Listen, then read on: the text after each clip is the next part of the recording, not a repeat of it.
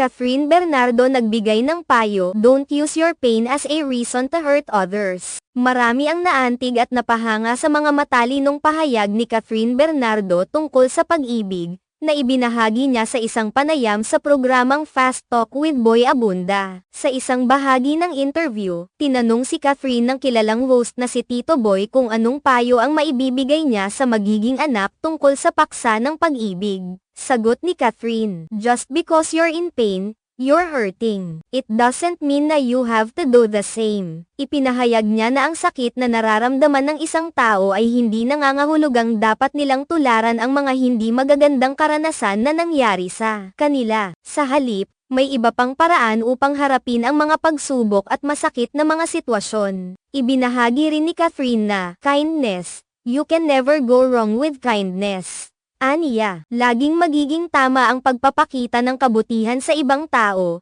anuman ang nangyayari sa buhay. Kung may mga pagsubok o masamang nangyari, sinabi niyang hayaan na maranasan ito ng anak, ngunit tutulungan niyang matutunan kung paano harapin at pamahalaan ang mga damdamin, lalo na kapag nasasaktan. Ayon pa sa aktres, "If something bad happens, or kung may mangyayari sa'yo, I'll let you experience it because I can't protect you from it. Pero ang makokontrol ko lang ay kung paano mo i-handle ang sarili mo kapag nasasaktan ka."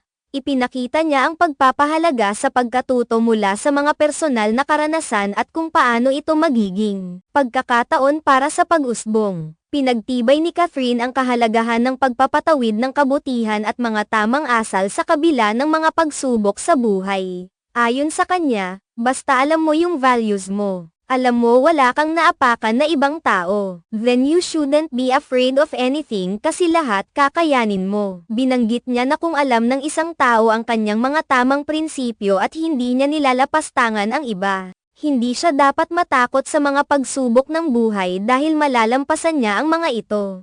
Ibinahagi niya ang mga prinsipyo na siyang naggabayan sa kanya sa personal niyang buhay, at kung paano niya hinarap ang mga pagsubok sa pamamagitan ng pagiging totoo sa sarili at pagpapanatili ng magandang asal. Sa kabuuan ng kanyang pahayag, ipinakita ni Catherine ang pagiging maligaya at positibo sa kabila ng mga hamon na nararanasan. Ang pagiging tapat sa mga prinsipyo, pagpapatawad, at kabutihan sa kabila ng sakit at pagsubok ang kanyang naging gabay sa buhay. Sa mga salitang iyon, nagbigay siya ng inspirasyon sa mga tagapakinig na patuloy na magpakita ng kabutihan, humarap sa mga pagsubok ng maayos, at manatiling tapat sa kanilang mga pananaw sa buhay.